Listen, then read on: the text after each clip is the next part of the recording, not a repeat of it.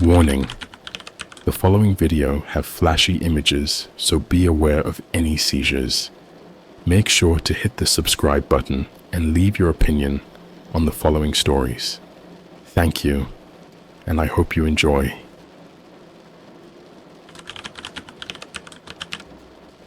My friends and I played with a Ouija board in an old mansion, and now we're dealing with the consequences. Hey guys, so I just had to share this experience we had last weekend. It's been haunting me ever since, and I need to get it off my chest. So, a little backstory first. I'm part of a close-knit group of friends, and we're always up for some thrill-seeking adventures. We've explored abandoned buildings, gone on late-night hikes in the woods, you name it.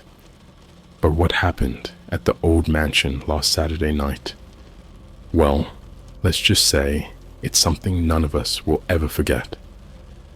It all started when my friend, let's call her Sarah, heard about this abandoned mansion on the outskirts of town.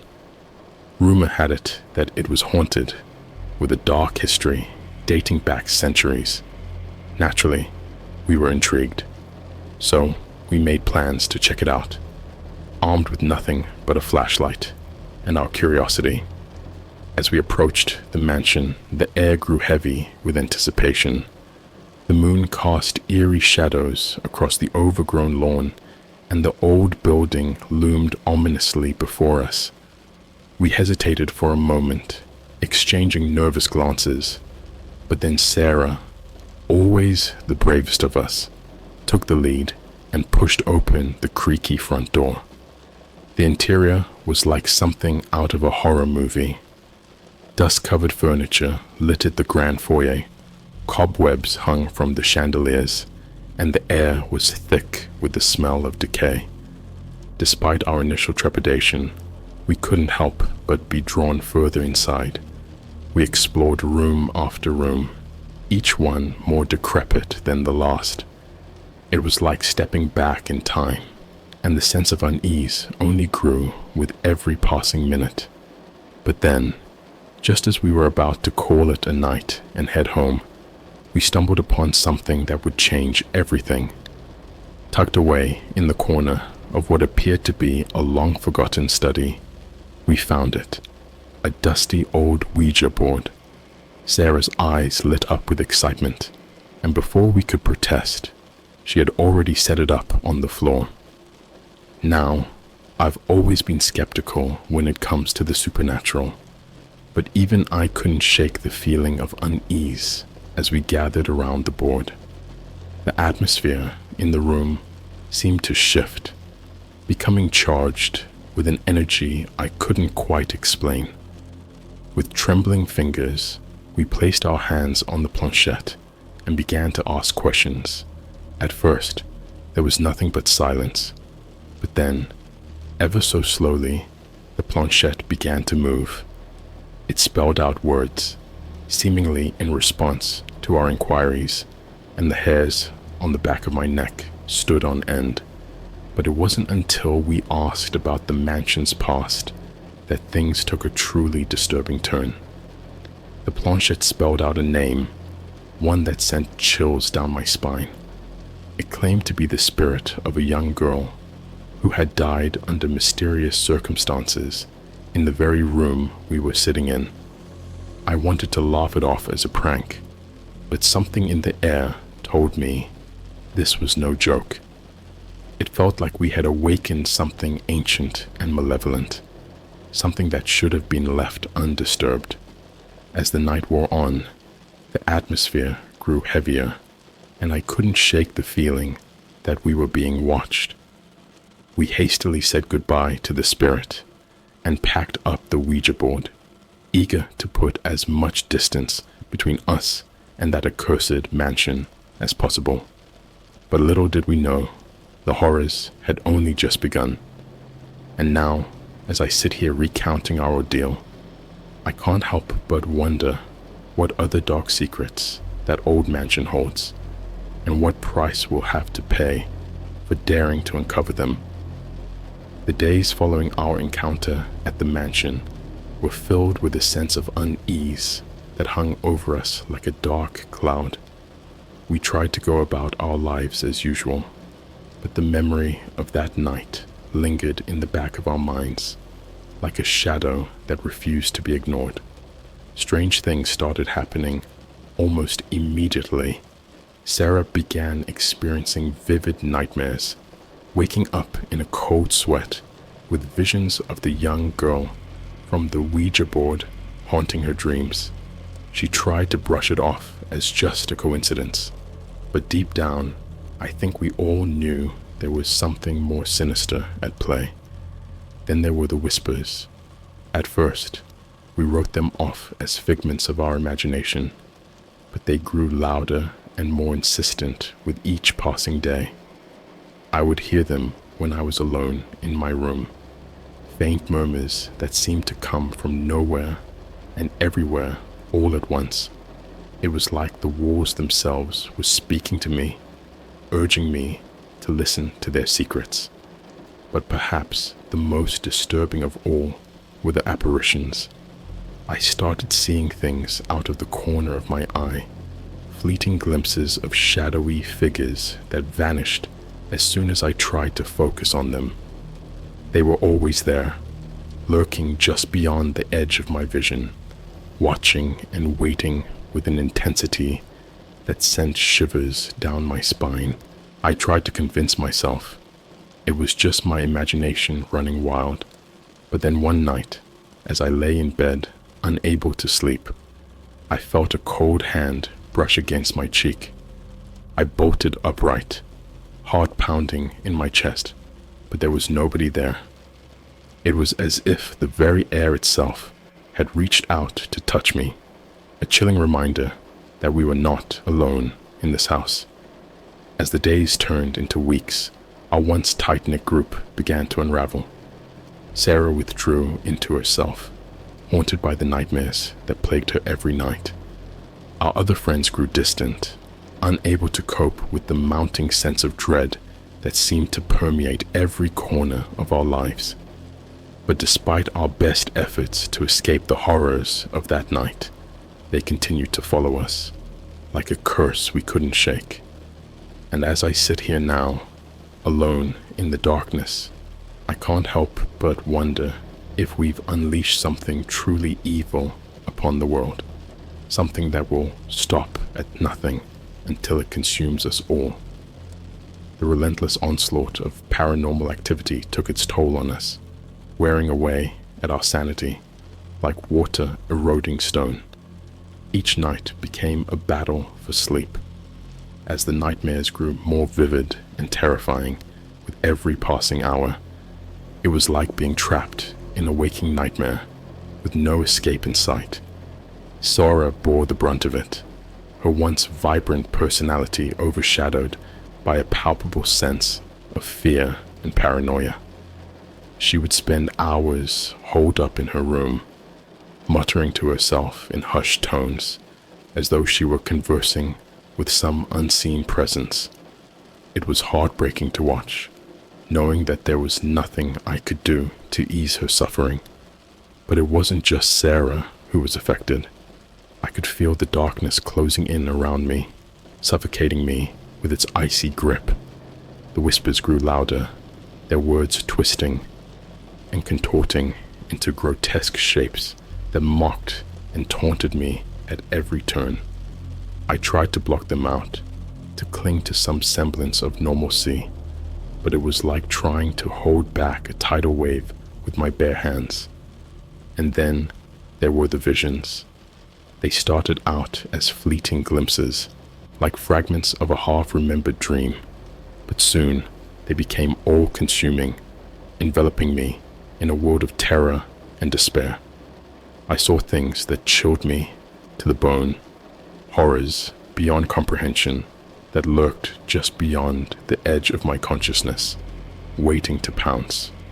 I tried to confide in my friends, to seek solace in their company, but they had become strangers to me, consumed by their own demons.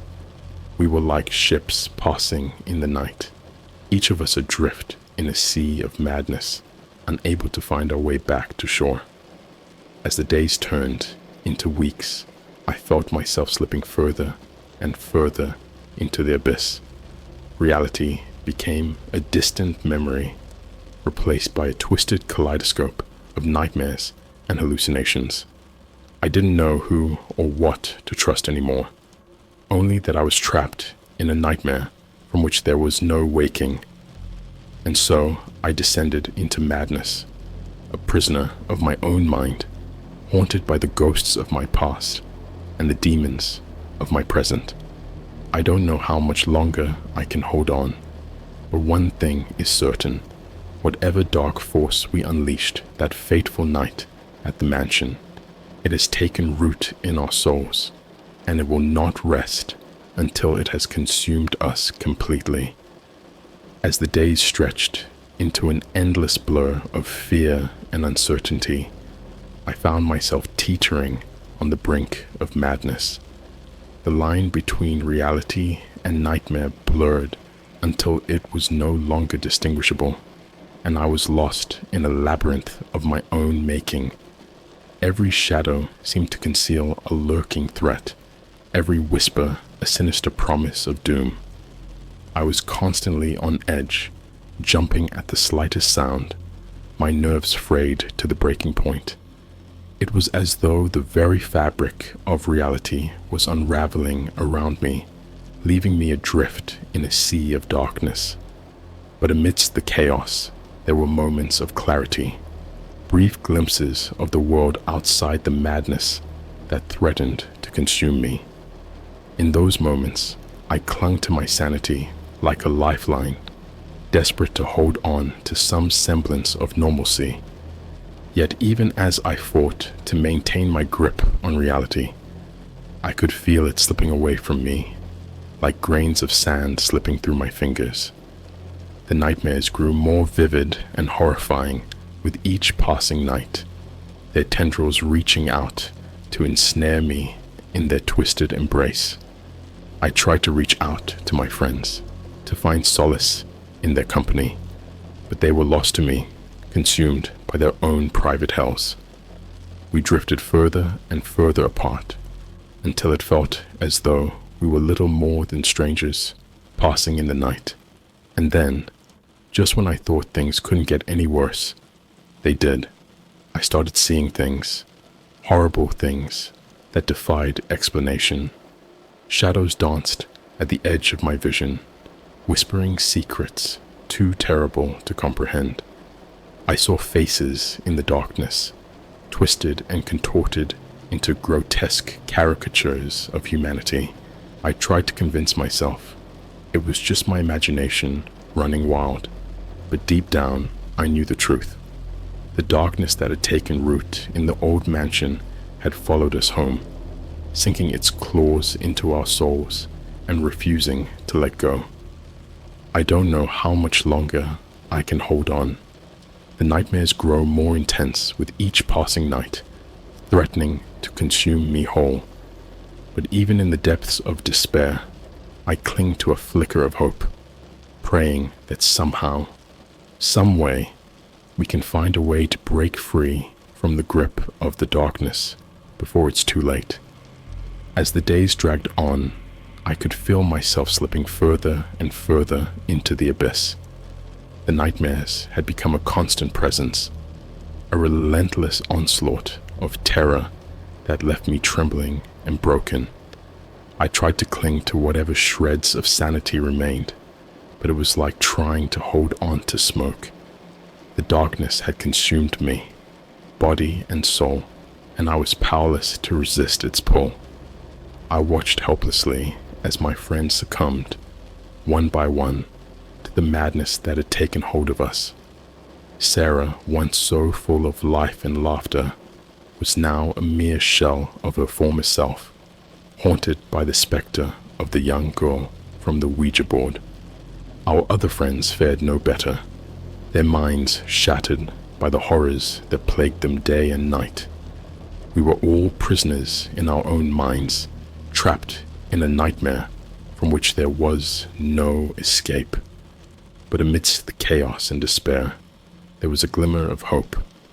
However faint, I had heard whispers, faint echoes in the darkness that promised a way out, a chance for redemption. I followed the whispers, guided by an instinct I couldn't explain. They led me back to the old mansion, to the very room where we had first unleashed the darkness that now threatened to consume us.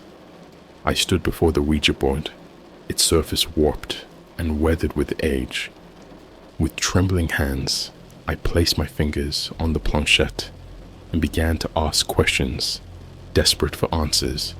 And then, in a voice that seemed to come from somewhere deep within the bowels of the earth, I heard a response. It spoke of ancient evils, of dark forces beyond human comprehension, and of a ritual that could banish them once and for all. I knew what I had to do. With a resolve born of desperation, I gathered what remained of my strength and performed the ritual, calling upon powers long forgotten in the hopes of freeing us from the grip of the darkness.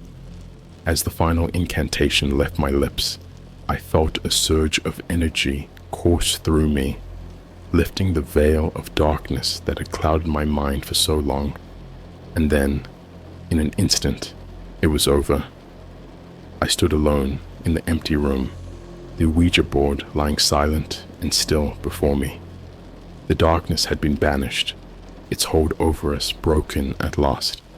But as I looked around at the wreckage of our lives, I couldn't help but wonder if we would ever truly be free from its influence. The scars it had left behind would never fully heal, a constant reminder of the horrors we had endured. And so I left the old mansion behind, vowing never to return, haunted by the memories of the darkness that had nearly consumed us all. But somewhere, deep down, I knew that it would always be a part of me, a shadow lurking in the depths of my soul, waiting to rise again should I ever falter.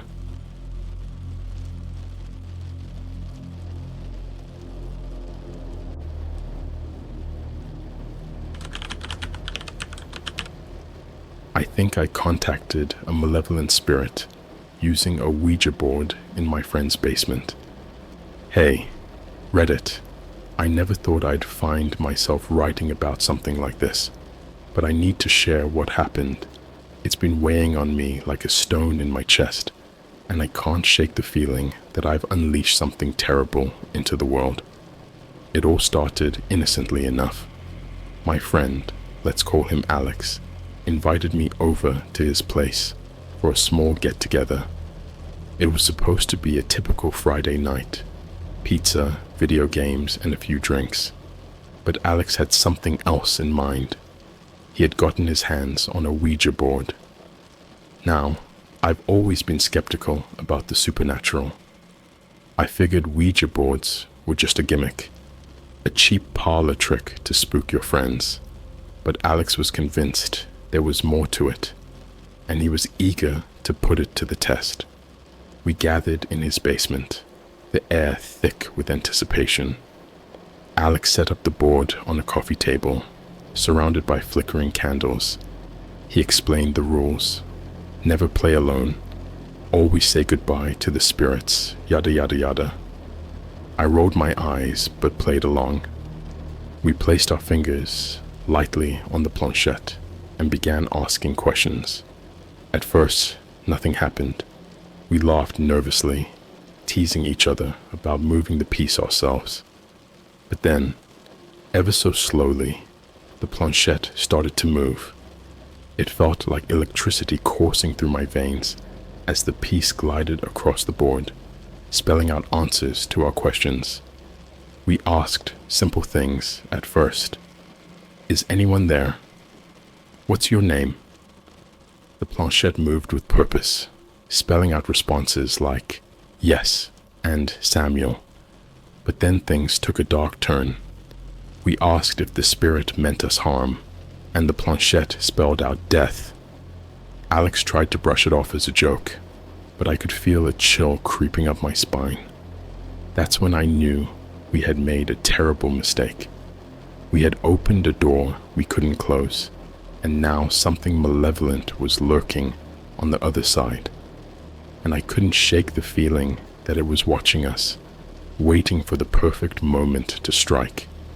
I'll update you all soon, but for now, I need to gather my thoughts. I can't shake the feeling that something is lurking in the shadows, waiting to pounce. And I'm not sure how much longer I can hold on before it's too late. Hey, again Reddit, thanks for all the support and advice. I wish I could say things have gotten better since my last post, but they've only gotten worse. After our encounter with the Ouija board, strange things started happening around Alex's house. It started small, odd noises in the middle of the night, shadows darting across the walls when no one was there. We tried to brush it off as our imagination running wild, but deep down, we knew something wasn't right. Then came the nightmares, horrifying visions that felt more real than anything I'd ever experienced. I'd wake up drenched in sweat, heart pounding in my chest, unable to shake the feeling of dread that hung over me like a dark cloud. And it wasn't just me. Alex started experiencing them too, along with the rest of our friends who had been there that fateful night. It was like whatever we had summoned with the Ouija board was invading our minds, tormenting us in ways we couldn't begin to understand. But the worst was yet to come. One night, as I lay in bed trying to fall asleep, I heard a voice whispering my name. At first, I thought it was just my imagination, but then it grew louder, more insistent. I felt a cold hand wrap around my throat, squeezing tighter and tighter until I could barely breathe. I tried to scream, but no sound would escape my lips. I was paralyzed, trapped in a waking nightmare as the voice whispered dark promises of pain and suffering. I don't know how long it lasted, but it felt like an eternity before I finally managed to break free, gasping for air as I stumbled out of bed, heart pounding in my chest. I wish I could say that was the end of it, but the nightmares have only gotten worse. I'm afraid to close my eyes at night, terrified of what horrors await me in the darkness. And I can't shake the feeling that whatever we unleashed with that Ouija board is still out there, waiting for the perfect moment to strike again. I don't know how much longer I can take this. I feel like I'm losing my mind, haunted by visions of terror and despair. But I refuse to give up hope. I refuse to let whatever darkness has taken hold of us win. We summoned it, and now it's up to us to banish it back to the depths from whence it came. I'll update you all soon, but for now, please keep us in your thoughts and prayers. We're going to need all the help we can get if we're going to make it out of this alive. Hey everyone, it's me again. Things have taken a turn for the worse, and I don't know how much longer I can hold on. The nightmares have become a nightly occurrence, each one more vivid and terrifying than the last. I wake up drenched in sweat, my heart pounding in my chest, unable to shake the feeling of impending doom that hangs over me like a shroud. But it's not just the nightmares that are driving me to the brink of madness. Strange things are happening all around me, things that defy explanation. Objects move on their own, whispers echo through the empty rooms, and I swear I can feel someone or something watching me from the shadows. I have tried to reach out to Alex and the others, but they're not responding to my calls or texts. It's like they vanished off the face of the earth, leaving me alone to face whatever malevolent force is stalking us. I've started to question my own sanity, wondering if I'm losing my grip on reality. But deep down, I know that what I'm experiencing is all too real. There's something in Alex's house, something dark and sinister, and it won't rest until it's claimed us all. I've tried everything to banish the spirit, sage smudging, holy water, even calling in a priest to perform an exorcism, but nothing seems to work. It's like the darkness has taken root, sinking its claws into the very fabric of our reality. I'm running out of options, running out of hope. I don't know how much longer I can keep fighting, but I refuse to give up without a fight. I'll do whatever it takes to protect myself and those I care about, even if it means facing the darkness head on. I don't know what the future holds, but I know one thing for certain. I won't go down without a fight. I'll keep you all updated on any developments, but for now, please keep us in your thoughts and prayers. We're going to need all the help we can get if we're going to make it out of this alive. Hey everyone, it's me again. I don't know how much longer I can keep this up. The darkness is closing in around me, suffocating me with its icy grip. I haven't slept in days, afraid of what nightmares await me in the darkness. Every time I close my eyes, I can feel the presence of the spirit lurking just beyond the edge of my consciousness, waiting for the perfect moment to strike. But I refuse to give in to despair. I've barricaded myself in Alex's basement, surrounded by every makeshift weapon I could find. I know it's only a matter of time before the spirit comes for me, but I refuse to go down without a fight. I can hear it moving through the darkness, whispering my name with a voice like nails on a chalkboard. It's taunting me, mocking me, daring me to face it head on. And part of me wants to give in, to surrender to the darkness and embrace the sweet release of oblivion. But I can't. I won't let the darkness win. I'll fight with every last breath in my body, even if it means sacrificing myself to save the others. I don't know how much longer I can hold out, but I refuse to give up hope. I'll keep you all updated on any developments, but for now, please keep us in your thoughts and prayers. We're going to need all the help we can get. We're going to make it out of this alive. Reddit. I don't know if anyone will ever read this, but I have to try. I don't have much time left, and I need to get this message out before it's too late. The spirit has found me.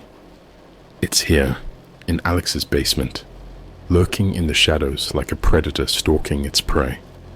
I can feel its icy breath on the back of my neck, hear its sinister whispers echoing in the darkness. I've tried to fight back, to hold it at bay with whatever weapons I could find, but it's no use. The darkness is too powerful, too overwhelming. It's like trying to hold back a tidal wave with nothing but my bare hands. I can feel my sanity slipping away, consumed by the darkness that surrounds me. I don't know how much longer I can hold on, but I refuse to give up without a fight. I'll keep fighting until my last breath, until there's nothing left of me but a whisper in the wind. I'm sorry, Reddit. I'm sorry for dragging you into this nightmare, for exposing you to the horrors that lurk in the shadows. But I had to try. I had to reach out to let someone know what's happening before it's too late. Please, if you're reading this, stay away from Ouija boards. They're not just harmless toys. They're gateways to a world of darkness and despair. And once you open that door, there's no telling what horrors await on the other side. I can hear the spirit drawing closer, its whispers growing louder with each passing moment. I don't know if I'll make it out of this alive, but I had to try. I had to warn you, to let you know what's waiting in the shadows. I'll keep fighting until my last breath, until there's nothing left of me but a memory. But if I don't make it out of this alive, please remember me. Remember the warning I've tried to share, and stay away from the darkness that lurks in the depths of the unknown.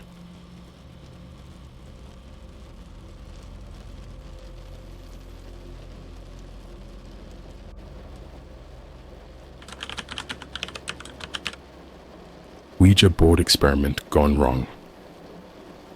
How I opened a portal to the dark side and found ZOZO.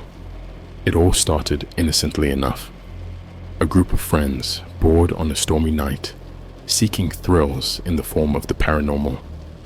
We gathered around a dimly lit table, the only source of illumination coming from the flickering candles scattered across its surface. In the center of it all lay the object of our curiosity and impending doom, the Ouija board. I'll never forget the palpable sense of excitement and apprehension that filled the room as we placed our fingertips lightly on the planchette, ready to make contact with the other side. We had heard the stories, the warnings whispered in hushed tones by those who claimed to have dabbled in the occult. But like foolish children drawn to a flame, we were undeterred by the potential consequences of our actions. As we began to ask our questions, the atmosphere grew heavy with anticipation. The planchette moved slowly at first, almost imperceptibly, as if hesitant to reveal the secrets of the beyond. But as the minutes passed, its movements became more pronounced, more purposeful, as if guided by an unseen force. It was then that we first made contact with the entity that would come to dominate our lives in ways we could never have imagined. Its name was whispered through the planchette, letters spelling out a word that sent shivers down our spines. ZOZO. At first, we laughed it off as a childish prank, dismissing the notion that we had truly made contact with something otherworldly. But as the night wore on, strange things began to happen. Shadows seemed to move of their own accord. Whispers echoed through the empty rooms of the house, and a chill settled over us that had nothing to do with the storm raging outside. Still, we pressed on, our curiosity outweighing our fear. We asked ZOZO questions, seeking answers to the mysteries of the universe, oblivious to the danger we were inviting into our midst. And with each passing moment, the entity grew stronger, its presence looming larger and more menacing with every interaction. Little did we know, we had opened a door that should have remained firmly shut, a portal to the darkest depths of the unknown.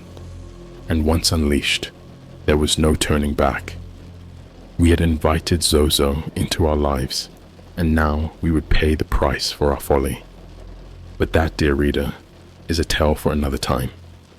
For now, let me leave you with a warning. Be careful what you seek, for the answers you find may be more terrifying than you ever imagined possible. As the days passed, the presence of ZOZO lingered like a dark cloud over our lives. At first, it was subtle, a flicker of movement out of the corner of our eyes, a feeling of unease that settled in the pit of our stomachs. But soon, it became impossible to ignore. Strange occurrences became a daily occurrence. Objects would go missing, only to reappear in places we swore we hadn't left them. The air grew thick with an oppressive energy, as if something unseen lurked just beyond the edge of our perception, waiting for the perfect moment to strike. But perhaps the most disturbing aspect of it all was the effect it had on us. We became irritable, prone to fits of anger and despair for no apparent reason. Our once tight-knit group began to fray at the edges, suspicions and accusations tearing apart the bonds that had once held us together. And then there were the nightmares, vivid, visceral dreams that left us shaken to our core. dreams of darkness and decay, of twisted figures lurking in the shadows, whispering words of malice and madness into our ears, dreams that felt all too real, as if they were glimpses into a world beyond our own. But worst of all were the voices. At first, they were just whispers, barely audible murmurs that seemed to come from nowhere and everywhere all at once. But as time went on, they grew louder, more insistent, until they filled our heads with their ceaseless chatter, driving us to the brink of madness. We tried to fight back, to reclaim control over our own minds and souls. We sought out experts in the occult, desperate for any shred of guidance or assistance in banishing the entity that had taken up residence in our lives. But each attempt ended in failure, as ZOZO laughed in the face of our feeble attempts to defy it. It was then that we realized the true extent of our folly. We had opened a door to a realm beyond our understanding, a realm inhabited by forces far more powerful than anything we had ever encountered. And now we were paying the price for our hubris, trapped in a nightmare of our own making with no hope of escape. But even in the darkest depths of despair, there is always a glimmer of hope, a flicker of light in the darkness that refuses to be extinguished. And so, dear reader, I urge you to heed my warning. Beware the Ouija board, for it is a gateway to a world of horrors beyond imagining. And once you open that door, there may be no going back. As the days stretched into weeks, our lives became consumed by the malevolent presence of ZOZO. It seemed as though there was no escape from its grasp, no respite from its relentless torment. Everywhere we turned, it was there, lurking in the shadows, waiting to pounce on us when we least expected it. Our once vibrant home had become a prison, its walls closing in around us with each passing day. We could feel ZOZO's influence seeping into every corner, tainting the very air we breathed with its foul presence, and try as we might to resist, we were powerless to stop it. Our friendships crumbled under the weight of ZOZO's influence, torn apart by paranoia and mistrust. We turned on each other with a ferocity born of desperation, each of us convinced that the others were somehow to blame for our predicament. And in our madness, we lost sight of the one thing that might have saved us: unity.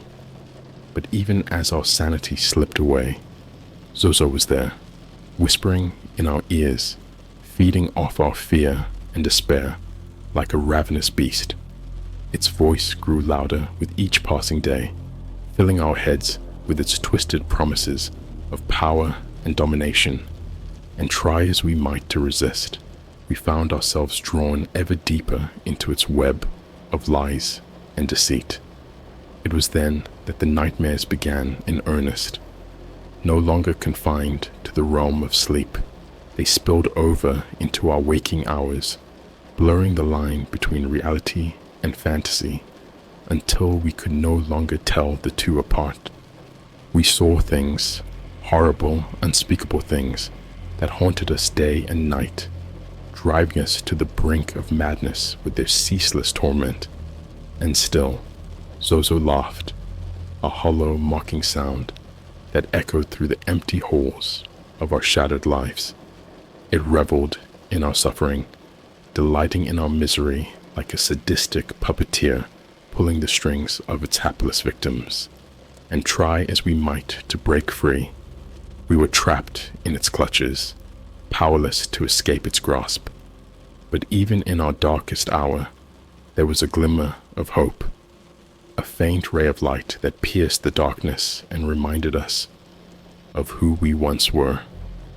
And though it seemed impossible, we clung to that light with all the strength we had left, determined to fight back against the darkness that threatened to consume us whole. For we knew that as long as there was still breath in our bodies, there was still hope. Hope that one day we might break free from ZOZO's grip and reclaim our lives from the clutches of evil. And though the road ahead was long and fraught with peril, we would not rest until we had banished the darkness once and for all. As the weeks turned into months, our battle against ZOZO reached its zenith. We had tried everything: rituals, exorcisms, even seeking out the help of so-called experts in the occult. But nothing had worked. It seemed as though ZOZO was invincible, its grip on our lives unbreakable. But still, we refused to give up hope. We knew that somewhere, deep within the recesses of our shattered souls, lay the strength to defeat our tormentor once and for all. And so, we gathered our courage and prepared to face ZOZO head-on, determined to reclaim our lives from the clutches of darkness. The air crackled with tension as we entered the room where it all began, the Ouija board lying in the center of the table like a silent sentinel. We could feel ZOZO's presence lurking just beyond the edge of our perception, its malevolent energy pulsing through the air like a tangible force. With trembling hands, we placed our fingertips on the planchette, steeling ourselves for what was to come. We knew that confronting ZOZO would not be easy, that it would test us in ways we could scarcely imagine, but we were prepared to do whatever it took to banish it from our lives once and for all. As we began to ask our questions, the atmosphere grew thick with anticipation. The planchette moved slowly at first, as if hesitant to reveal itself, but soon it gained momentum, darting across the board with an otherworldly fervor. And then, just as suddenly as it had begun, it stopped. Silence descended upon the room like a shroud as we waited for ZOZO to make its presence known. And then, with a voice like nails on a chalkboard, it spoke. "You cannot defeat me," it hissed, its words dripping with malice. "I am eternal, unbound by the constraints of time and space. You are nothing to me, mere insects scurrying in the darkness." But we refused to back down. With every ounce of strength we had left, we confronted ZOZO, hurling insults and accusations at it in a desperate bid to weaken its resolve. And for a moment, it seemed as though we might succeed, as though ZOZO's hold on our lives might finally be slipping. But then, in a flash of blinding light, everything changed. The room shook with a violent force, sending us tumbling to the ground in a tangled heap. And when we looked up, we saw it, the true form of ZOZO, a twisted abomination that defied all comprehension. It was then that we realized the true nature of our enemy. ZOZO was not just a malevolent spirit. It was something far worse, something ancient and primordial that had existed since the dawn of time itself. And try as we might to fight back, we were no match for its unholy power. But even in the face of certain defeat, we refused to surrender. With one final, desperate act of defiance, we reached out to each other, joining hands in a show of solidarity that transcended the boundaries of our physical bodies. And in that moment, we became something more than ourselves. We became a force to be reckoned with, a beacon of light in the darkest of nights. And though we may never know what became of us that fateful day, one thing is certain: our struggle against ZOZO was not in vain. For even in the darkest of times, there is always hope. And as long as there is hope, there is the possibility of redemption, of reclaiming our lives from the clutches of darkness once and for all. In the aftermath of our confrontation with ZOZO, everything changed. The once vibrant energy of our group had been replaced by a palpable sense of dread and despair. We were haunted by the memory of what we had seen, of the true face of evil that had been revealed to us that fateful day. But even as we struggled to come to terms with our ordeal, we knew that our battle was far from over. ZOZO may have been defeated for now, but its influence still lingered like a poison in our midst, tainting everything it touched with its malevolent presence. We tried to go on with our lives as best we could, but it was impossible to escape the specter of ZOZO that hung over us like a dark cloud. We found ourselves constantly looking over our shoulders, expecting to see its twisted form lurking in the shadows, ready to pounce on us when we least expected it. And then there were the nightmares.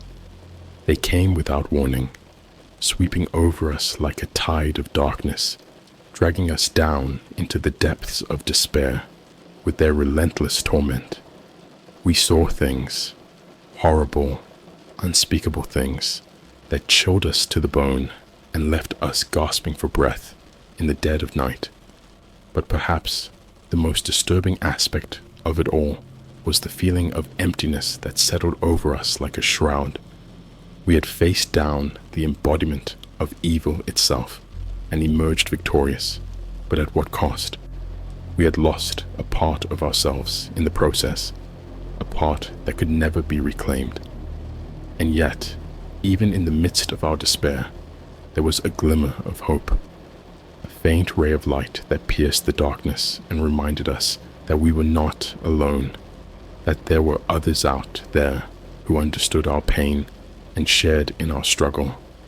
Together, we vowed to never forget what had happened to us, to never let the memory of ZOZO fade into obscurity. For though it may have been defeated, its influence still lingered, a reminder of the thin veil that separates our world from the horrors that lie beyond. And so, dear reader, let this be a warning to you. Beware the Ouija board, for it is a gateway to a world of horrors beyond imagining. And should you ever find yourself tempted to dabble in the occult, remember the fate that befell us and think twice before you open that door. For once unleashed, there may be no going back.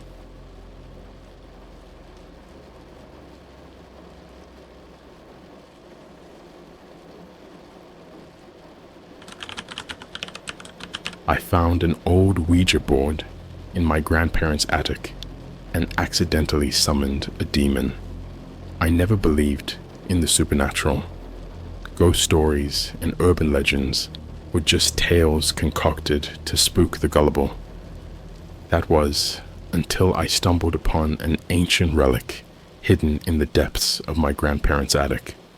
It was a lazy summer afternoon when I decided to explore the attic, hoping to uncover some forgotten treasures of my family's past. As I rummaged through dusty boxes and old furniture, my eyes fell upon a peculiar wooden chest tucked away in the corner. Intrigued, I approached it, brushing off the layers of dust that had accumulated over the years. Opening the chest revealed an array of oddities, vintage photographs, yellowed letters, and an assortment of trinkets. But what caught my attention was a wooden board tucked underneath the pile of memorabilia. It was no ordinary board. It was a Ouija board, its surface adorned with intricate symbols and letters. Curiosity got the better of me, and I decided to take the board downstairs to examine it further. My grandparents were out for the day, and I figured they wouldn't mind me borrowing it for a while. That evening, as darkness enveloped the house, I found myself drawn to the Ouija board once again. Ignoring the rational voice in my head, warning against meddling with the unknown, I set it up on the dining room table, lit a few candles for ambiance, and invited my friends over for a seance. We gathered around the table, our fingers lightly resting on the planchette, ready to communicate with whatever spirits might be lingering in the ether. At first, nothing happened. We exchanged nervous glances, unsure of what to expect. But then, as if in response to our silent invitation, the planchette began to move. Letters spelled out words, messages from entities claiming to be long-departed souls. We laughed nervously, dismissing it as a mere parlor trick. But then the atmosphere shifted, the air growing heavy with an oppressive presence. The planchette moved with purpose, spelling out a name, Azazel. None of us recognized it, but the sense of dread that washed over us was undeniable. Suddenly, the candles flickered, casting eerie shadows on the walls, and a cold wind seemed to blow through the room. Terrified, we hastily said goodbye to whatever entity we had unwittingly summoned and packed up the Ouija board, vowing never to touch it again. Little did we know our encounter with the ZOZO was only the beginning of a nightmare that would consume us all. After that fateful night, strange things started happening in my life. At first, it was subtle. Odd noises in the dead of night, shadows flitting past the corner of my eye. I brushed them off as figments of my imagination, remnants of a lingering fear from our Ouija board encounter. But as days turned into weeks, the occurrences escalated. Objects would inexplicably move on their own. Doors slammed shut with no one around, and I would wake up in the middle of the night, drenched in sweat, feeling as though someone or something was watching me.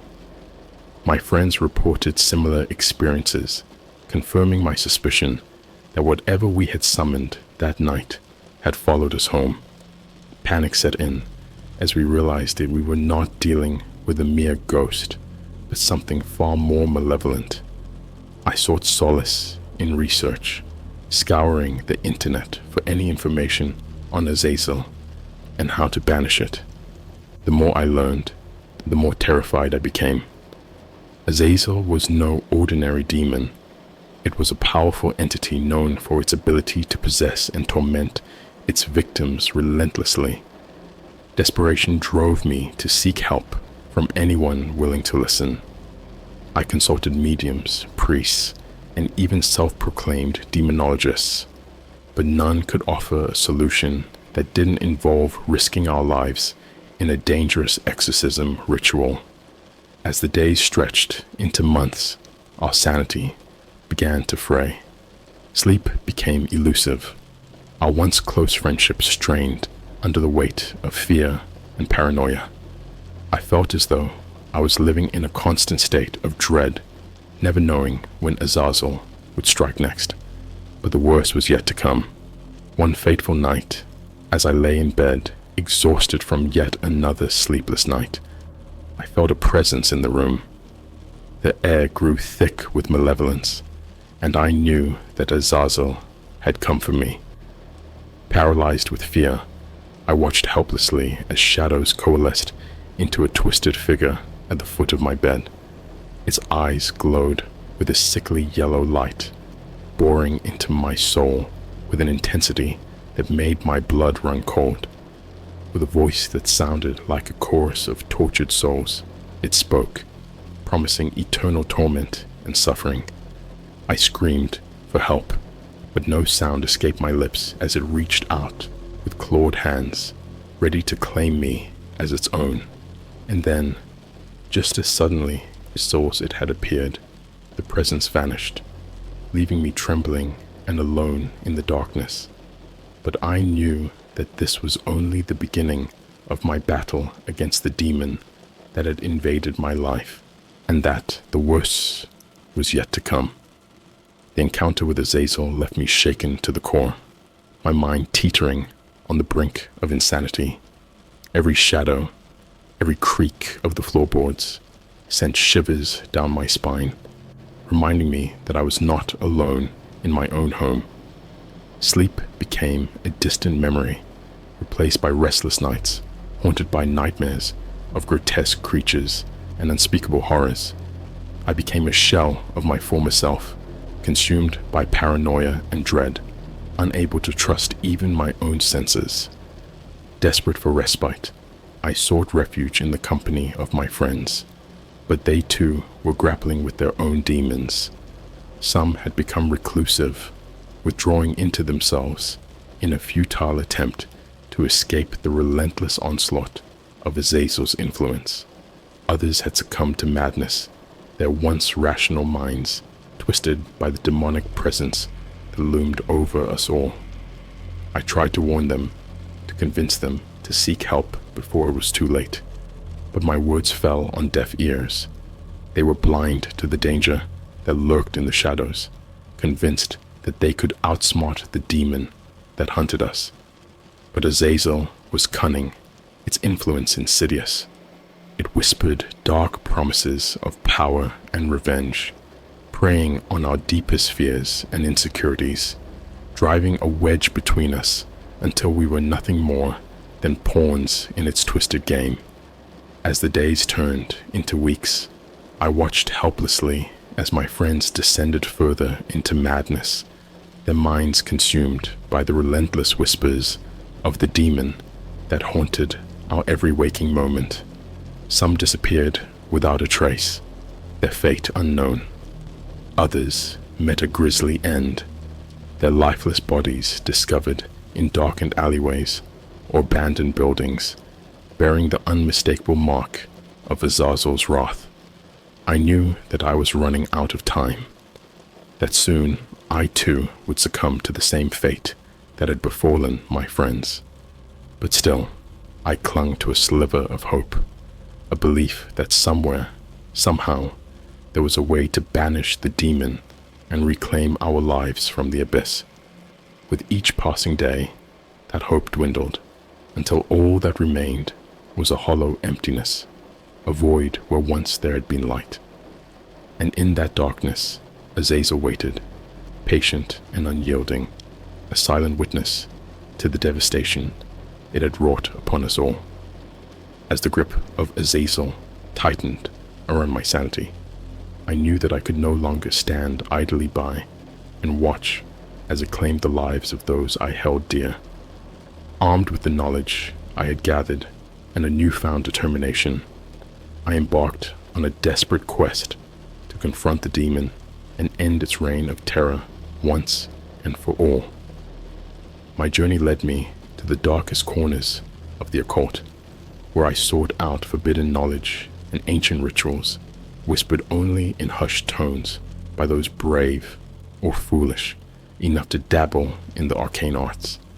With each step, I could feel the weight of Azazel's presence bearing down on me, a constant reminder of the peril that awaited me at the end of my path. But I pressed on, fueled by a desperate hope that I could find a way to banish the demon before it was too late. Days turned into weeks as I scoured dusty tomes and consulted with mystics and scholars, piecing together fragments of forgotten lore in a desperate bid to unlock the secrets of Azazel's power. Finally, after what felt like an eternity, I uncovered a ritual, a last resort, whispered only in legend, that promised to bind Azazel and cast it back into the depths of hell from whence it came. With trembling hands and a heart heavy with dread, I gathered the necessary ingredients and prepared to face the demon head-on. The night of the ritual was shrouded in darkness, the air thick with the stench of sulfur and decay. I stood alone in the crumbling ruins of an abandoned church, the ancient stones bearing witness to the final showdown between man and demon.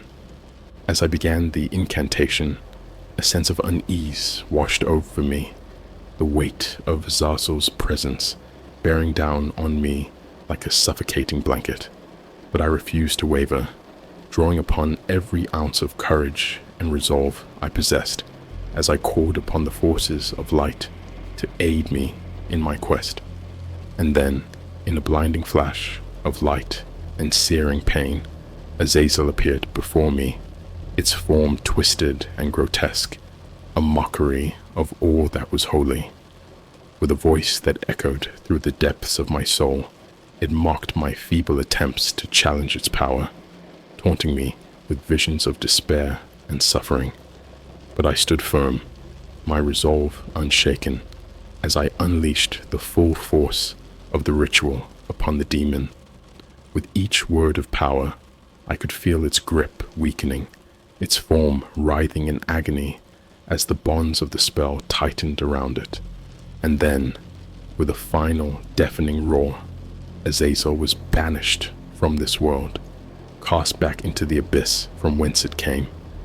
I collapsed to the ground, exhausted but victorious, as the echoes of its screams faded into the night. But even as I celebrated my hard-won victory, I knew that the battle was far from over. Azazel may have been defeated, but its legacy would linger on, a grim reminder of the darkness that lurked in the shadows, waiting to claim its next unsuspecting victim. With Azazel banished and the lingering echoes of its torment fading into the night, I returned home, weary but hopeful that the nightmare was finally over.